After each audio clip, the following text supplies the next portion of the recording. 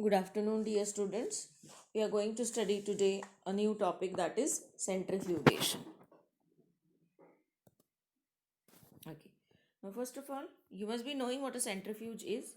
A centrifuge machine is a device used to separate components present in a mixture on the basis of their size, density, and viscosity of the medium and also the rotor speed. So, centrifuge is a machine, it is a device which separates the components of a mixture on the basis of their size, density, viscosity of the medium, and the speed of rotor. The centrifuge machine is commonly used in laboratories for separation of biological molecules from a crude extract. Okay, so we use it in our laboratories for the separation of biological molecules. In a centrifuge machine, the sample is kept in a rotor that is rotated about a fixed point, that is axis, resulting in strong force perpendicular to the axis.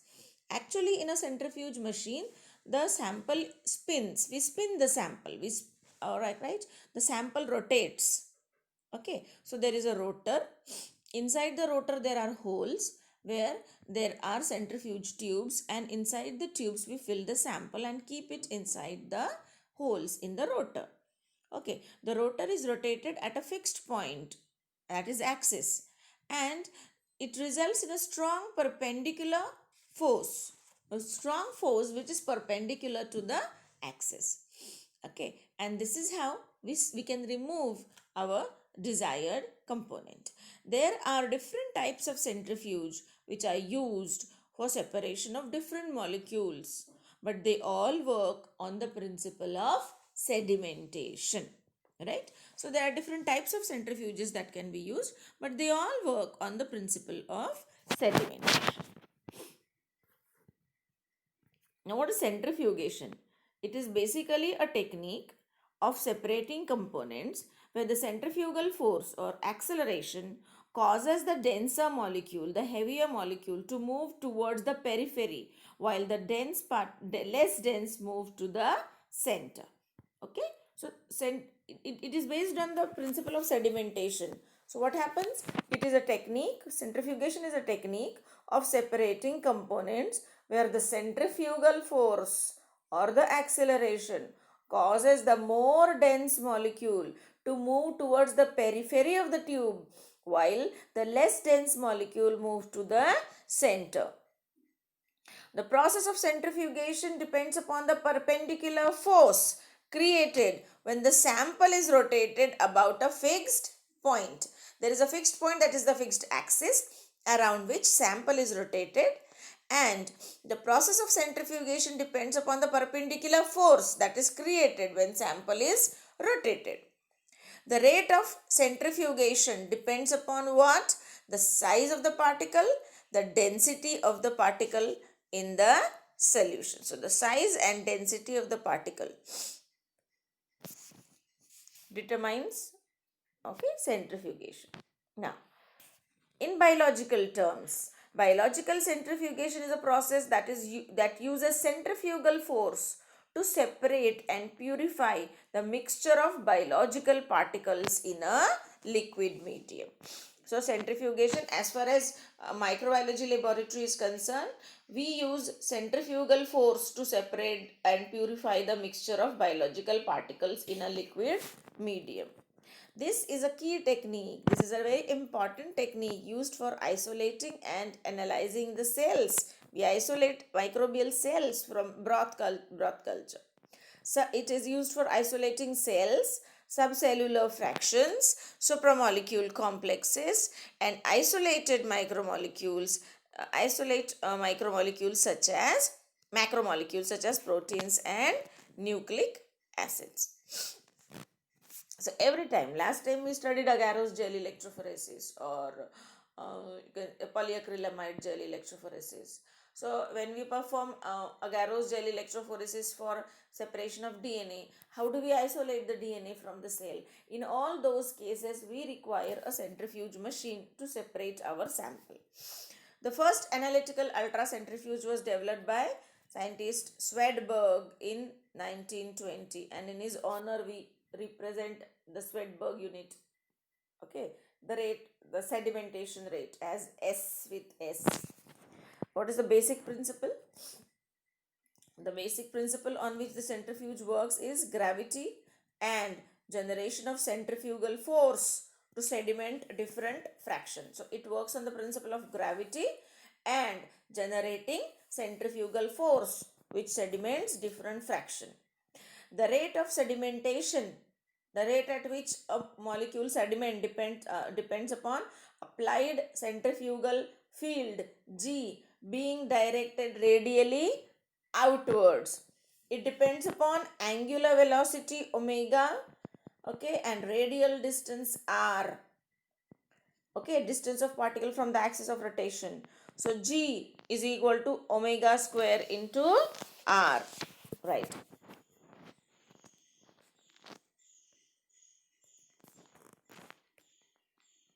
Okay, so now this is a kind of a rotor.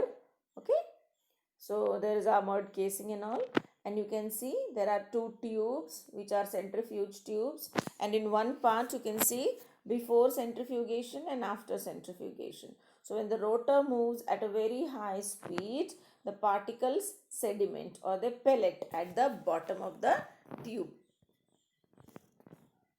after centrifugation. Now we need to understand one more concept, that is relative centrifugal force represented by RCF. It is the measure of the strength of rotors of different types and sizes. RCF is the force exerted on the contents of the rotor as a result of rotation. Okay. RCF is the perpendicular force acting on the sample that is always relative to the gravity of the earth. Okay, so it's a perpendicular force acting on the sample relative to the earth's gravity, right? RCF of different centrifuge can be used to compare the rotor strength, allowing the selection of a good type of rotor having a particular function.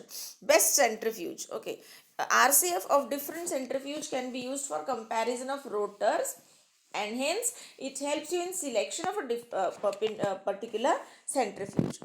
The formula for calculating RCF is written as RCF, okay, represented by G.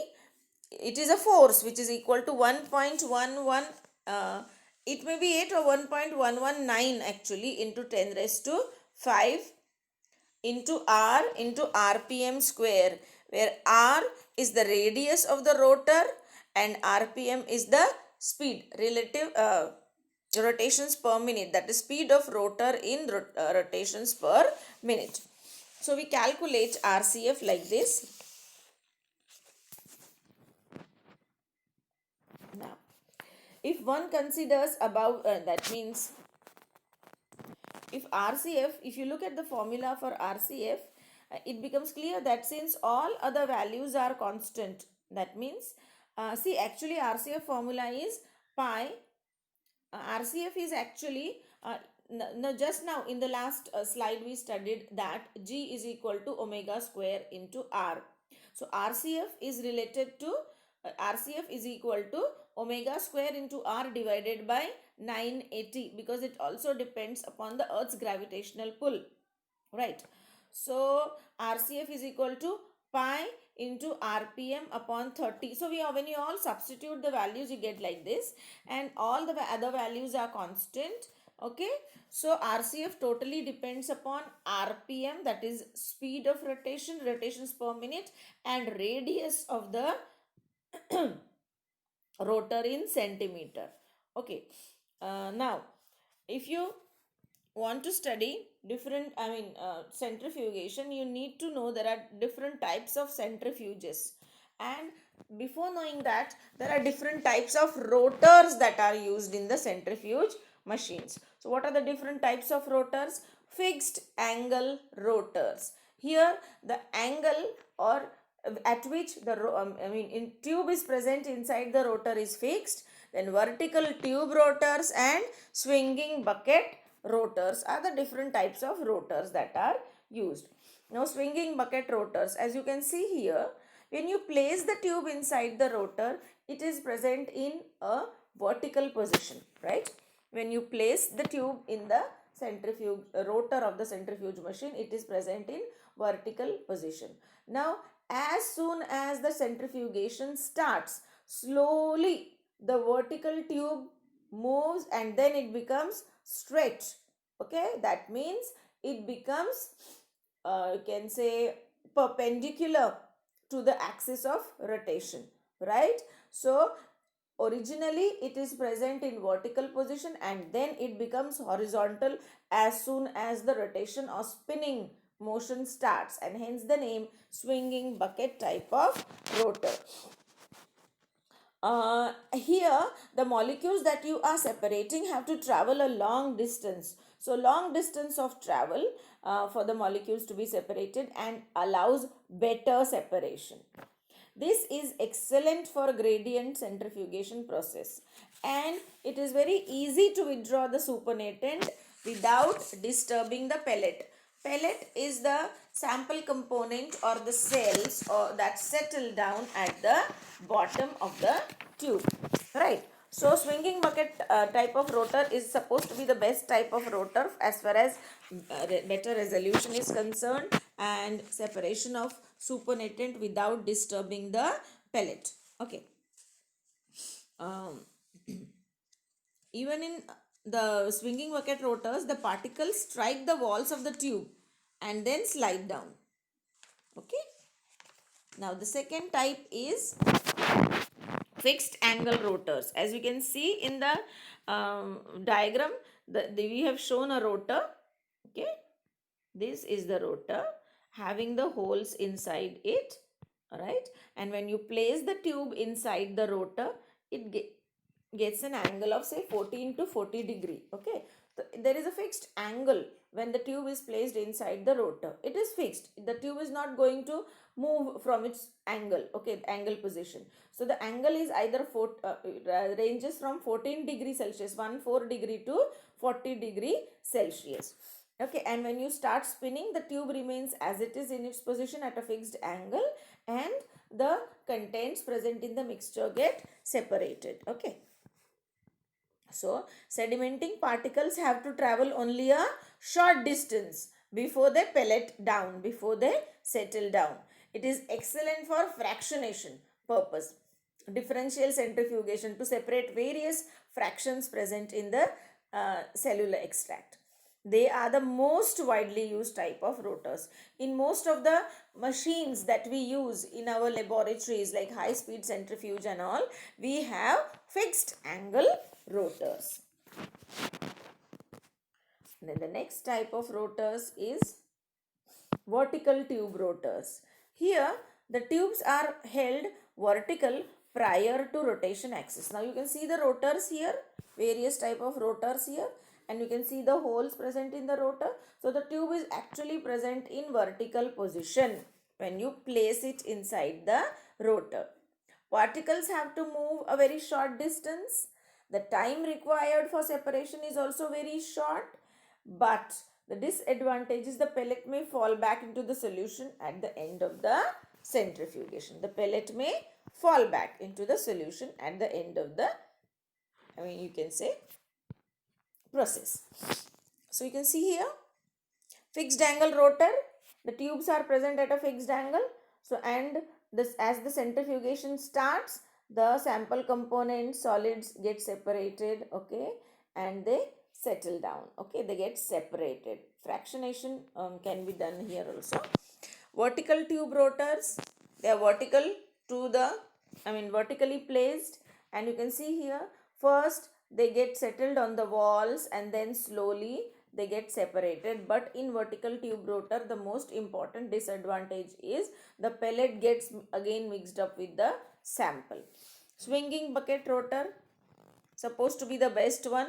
Okay, so first the sample is present in vertical position, then it goes to directly horizontal position and various fractions are separated or the components get separated. Now what are the different types of centrifuges that are used in laboratory?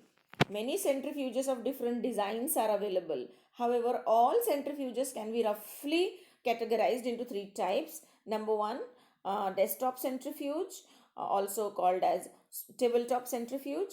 Then number two, high speed centrifuge, and number three, ultra centrifuges, which can be analytical ultra centrifuge or preparative ultra centrifuge.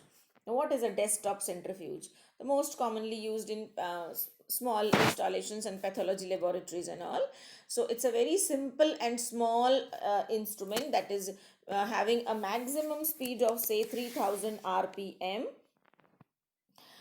They do not have any temperature regulating systems, so we cannot regulate any temperature, and up to 3000 you can move your molecule, move your sample. This is used normally to collect rapidly sedimenting substances like blood cells can be separated. As I told you, it is used in pathology laboratory for separating RBCs or extraction of plasma or serum, plasma and all. Yeast cells, bulky precipitates of chemical reactions can be collected. Okay, it is used to separate blood cells, yeast cells, bulky precipitates of chemical reactions. And these, as I told you, these are small and simple and can be placed on the tabletop, and hence the name desktop centrifuge. And they are not expensive also, so they are used to collect rapidly sedimenting particles like blood cells or yeast cells or bulky precipitates. They are also known as clinical centrifuges because they are mostly used for clinical work, and the maximum speed is 3000 rpm, and hence they do not have any temperature regulating system. Okay, now separation can be carried out in 10 ml, 50 ml and 100 ml tubes. Larger capacity tubes like having a diameter of 4 to 6 uh, is also centrifuges are decimeter cube are also available in centrifuge. Okay, we can separate samples in tubes of the size 10 ml or 50 ml or 100 ml. Larger tubes are also available. Larger tubes like bottles. There are centrifuges where directly bottles can be kept for centrifugation. Okay, in this centrifuge, the rotors are mounted on a rigid shaft. It is therefore very important that the contents of the centrifuge tube are balanced accurately and they are never loaded, okay, with odd number of tubes, right? If the rotor is partially loaded, the tubes have to be placed diametrically opposite to each other to distribute the load evenly. Okay, so we have to balance the load. If only, say, if we are placing only 2 tubes or 4 tubes, they have to be placed diametrically opposite to balance the load, right? So this type of centrifuges are widely used in laboratories and for clinical purposes. Now, the second type is high speed centrifuges. The maximum speed of these high speed centrifuges is 25,000 rpm, providing 90,000 G centrifugal force. The RCF is 90,000 G. Because the machines are rotated at such a high speed, they are equipped with refrigeration system to remove the heat generated. The temperature is usually maintained in a range of 0 to 4 degrees by means of a thermocouple. They are used to collect microorganisms, cell debris, cells, large cellular organelles, precipitates of a chemical reaction. They are also useful in chemical reaction to separate the precipitates of chemical reaction and immunoprecipitates. See, they are also useful in isolating subcellular organelles like nuclei, mitochondria, lysosomes also.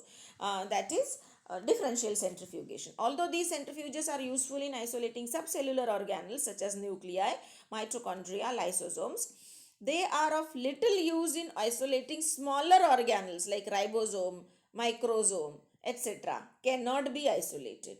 Okay, they are also um, not useful in sedimenting individual components for want of sufficient centrifugal force. So all in all, high speed centrifuges are also called as cooling centrifuges, operated at a maximum speed of 25,000 rpm and 90,000 g centrifugal force. They are equipped with refrigeration system to remove the heat that is generated due to friction between the air and the spinning rotor. Temperature is maintained at 0 to 4 degree Celsius. They are widely used in microbiology research laboratories, okay, and in for biotechnological experimentation. Okay, now the third type is ultra centrifuges. Now the ultra centrifuge operate at a speed of 75,000 rpm, providing a centrifugal force in excess of, see, you can say 500,000 g. So too much of force is generated and the speed of the machine is also very high. At such a high speed, the friction between the air and the spinning rotor generates significant amount of heat, and hence to eliminate the source of heating, the rotor chamber is sealed in a uh, evacuated by two pumps working in tandem, making it possible to attain and hold a vacuum of 1 to 2 mu. See, the speed of rotation is very high, and at such a high, friction between the air and spinning rotor generates too much amount of heat, and hence the rotor chamber is sealed and it is evacuated by a pump to attain a vacuum of 1 to 2 mu. Apart from this, the whole instrument is to be kept under temperature control of 0 to 4 degrees Celsius. So there is also a refrigeration system which can maintain temperature of the rotor to 0 to 4 degree Celsius. The drive shaft or the rod on which the rotor is mounted is just 1/6 inch in the diameter. 1/6 inch of diameter. Okay, so the rotor chamber is always enclosed in a heavy armor plate. The small diameter allows the shaft to flex during rotation, accommodating a certain degree of rotor imbalance, right? And the shaft is made up of aluminium or titanium alloy, having high tensile strength to withstand great force that is generated during centrifugation. So during centrifugation, great force is generated, and hence the shaft is to be made up of titanium alloy or aluminium and having high tensile strength. Okay. The rotors, to prevent the rotor from operating at speed which exceeds the maximum, okay, the centrifuge possess a overspeed device. There is always a overspeed device provided so that the speed should not go above the final speed of the rotor, maximum speed capacity of the rotor. So we have a overspeed device indicator which indicates whether the speed has exceeded the required one. Now centrifugation here is the ultra centrifuge machines are used for isolation and purification of components, and okay, when it is used for isolation and purification of components, it is known as preparatory centrifugation, while that which is carried out for with a desire for characterization of a component, it is known as analytical centrifugation. Okay, once again I repeat, centrifugation that is used for isolation and purification of component is known as preparatory centrifugation, and one which is used with a desire for characterization of a compound is known as analytical centrifugation. So the ultra centrifuges are also of two types: preparative ultra centrifuge and analytical ultra centrifuge. Okay. So if you compare the characteristic of three different types of centrifuge, that is low speed, high speed and ultra centrifuge, the RPM at which it moves is the desktop 1 to 6,000, high speed 1,000 to 25,000, ultra centrifuge 20 to 80,000. Okay, RCF 6,000 G for high speed, 50,000 G, and for ultra centrifuges up to 500,000, or you can say 6 lakhs. Refrigeration, actually in a desktop centrifuge, refrigeration is not provided most of the time. In high speed and ultra centrifuge, yes, refrigeration is required, and it is controlled at a temperature of 0 to 4 degree Celsius. Cells pelleting, yes, all the three can be used. For pelleting nuclei, yes. Subcellular cellular organelles, we cannot use a desktop centrifuge. We have to use a high speed or a ultra centrifuge. Okay, ribosomes can be pelleted only by using an ultracentrifuge, and macromolecules can also be separated by ultracentrifuges. Okay, now the next point is preparative ultracentrifuge. Now, centrifugation. Preparative centrifugation is concerned with the actual isolation of bacterial materials, okay, required during biochemical investigations. So preparative centrifugation is basically divided into two types, that is differential centrifugation and density gradient centrifugation. So in the next lecture we will study regarding the density gradient centrifugation.